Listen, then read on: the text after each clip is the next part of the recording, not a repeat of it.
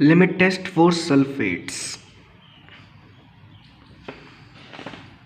दोस्तों क्लोराइड के limit test की तरह ही सल्फेट्स का भी लिमिट टेस्ट जो होता है वो इसी चीज़ पे डिपेंड करता है कि जो सॉल्युबल सल्फेट आयन होते हैं हमारे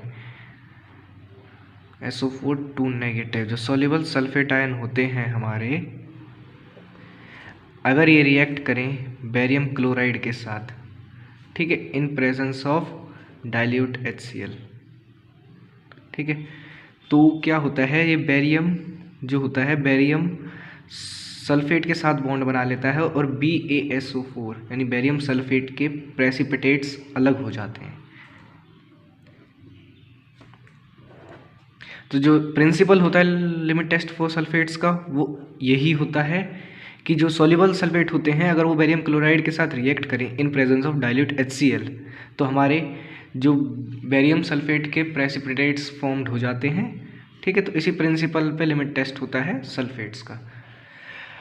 अब लिमिट टेस्ट फॉर सल्फेट्स में जो रिएजेंट यूज़ होता है ये इम्पॉर्टेंट रिएजेंट है, क्योंकि इस रिएजेंट का नाम होता है हमारा barium sulphate reagent, barium sulphate reagent.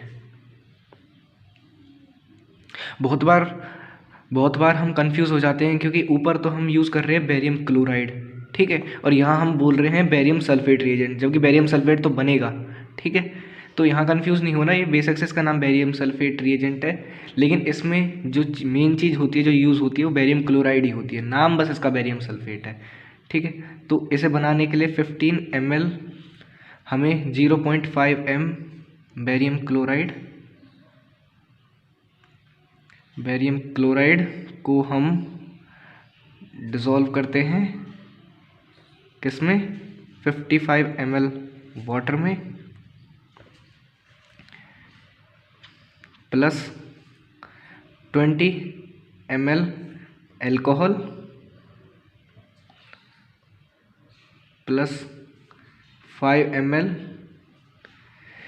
K2SO4 potassium sulphate, ठीक है, और इसको डाइल्यूट कर लेते हैं हम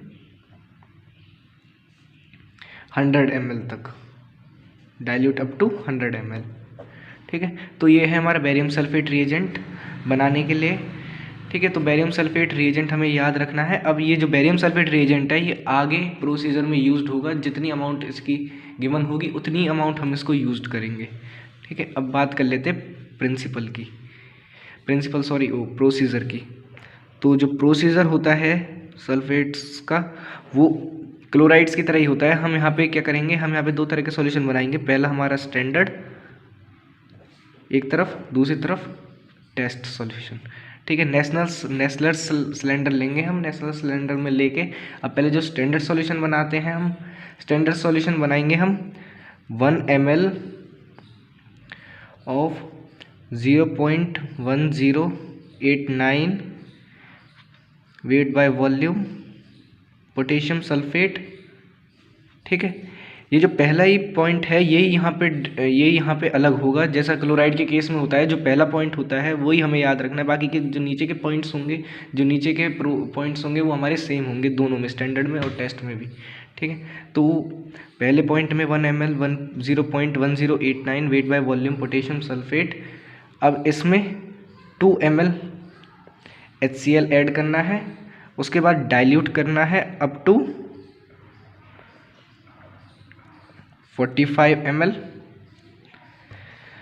और इसमें ऐड करना है 5 ml बेरियम सल्फेट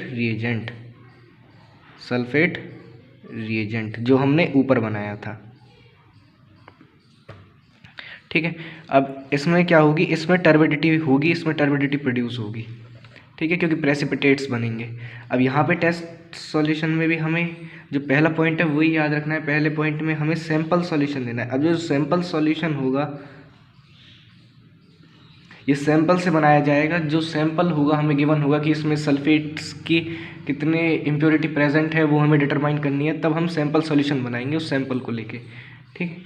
तो इसमें क्या करेंगे, सैंपल सॉल्यूशन में इसमें पहले की तरह ही 2 ml HCl ऐड करेंगे, डाइल्यूट करेंगे अप टू 45 ml और 5 ml barium sulphate reagent add करेंगे।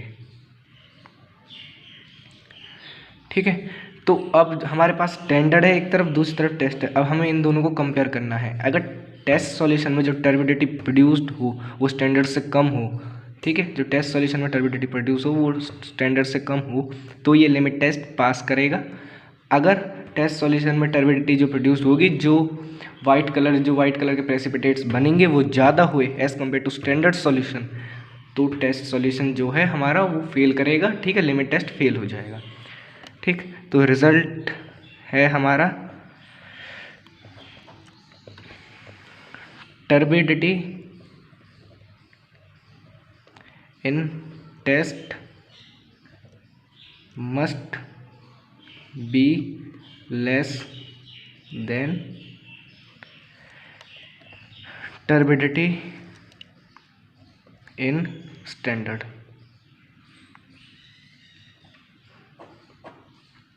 ठीक है, तो दोस्तों इसके लिमिट टेस्ट फॉर सल्फेट्स के नोट्स का लिंक मैंने अपने डिस्क्रिप्शन बॉक्स में भी डाल रखा है, आप वहाँ से इस पेज को डाउनलोड कर सकते हो।